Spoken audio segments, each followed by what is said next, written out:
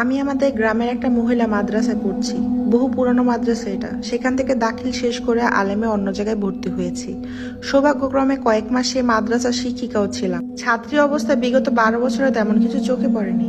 তবে যখন ছোট ছিলাম তখন দেখতাম যারা হোস্টেলে থাকতেন সে বড় আপুদের উপর প্রায় জিন আসর করত, এবং আমাদের আরো অনেক আগে যারা পড়েছে তাদের সাথে পরীরা দেখা দিত।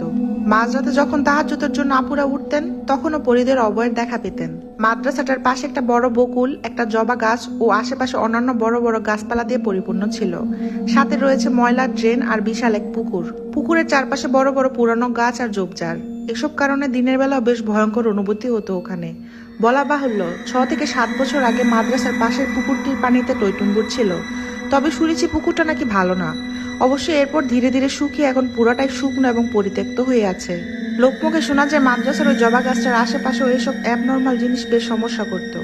এই রমজানে একদিন তারা বিশেষ করে সবার সাথে খাবার খেতে গেলাম। খেয়ে ভোর রাতের জন্য ডিমের তরকারি হাতে নিয়ে সিঁড়ি দিয়ে দোতলায় উঠছিলাম। আমার আগে আরো দুজন শিক্ষিকা ছিলেন আর আমি তাদের পেছনে। উপরে উঠতে আর মাত্র 2 থেকে 3টা সিঁড়ি বাকি। হঠাৎ আমার মনে হলো কেউ আমাকে ধাক্কা দিয়েছে।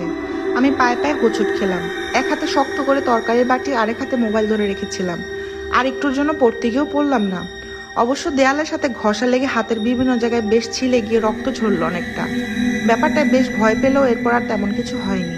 আমাদের মাদ্রাসায় প্রতি বছর দাখিল পরীক্ষার্থীরা বিদায়ের আগের রাতে সবাই মাদ্রাসায় থাকে। এবছরের রমজানে ছিল শেষ বেসের বিদায়ের দিন।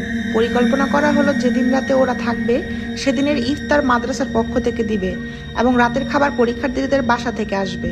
হলো সেটাই। ইফতারি করার পর সব গুছাতে রাত প্রায় 11টা 30-এর মতো হবে। তখন মাখানো ইফতার বেশ কিছুটা রয়ে যাওয়ায় তারা ঠিক করলো সেগুলা খেতে খেতে গল্প করবে। যথারীতি ওরা বসলো নিচতলায় ক্লাসরুমে। বলে রাখা ভালো, ওই ক্লাসরুমের জানালার ওই পাশে পুকুর আর ঝোপঝাড় জঙ্গল। এরই মধ্যে পরীক্ষার্থীদের বাসা থেকে আসা খাবার ভোর রাত পর্যন্ত ভালো থাকবে না বলে আমি আর একজন শিক্ষিকা মিলে সেগুলা গ্যাসে জাল দিলাম। সব কাজ শেষ করে তখন রাত 1টার কাছাকাছি। তো ওদের ওখানে গিয়ে দেখলাম সবাই গল্প করছে। অনেক রাত হওয়াতে আমি উপরে চলে আসি ঘুমানোর জন্য। প্রায় 10 থেকে 15 মিনিট পর হঠাৎ ছাত্রীদের চিৎকার শুনতে পাই। তখন বুঝতে পারি কিছু হয়েছে।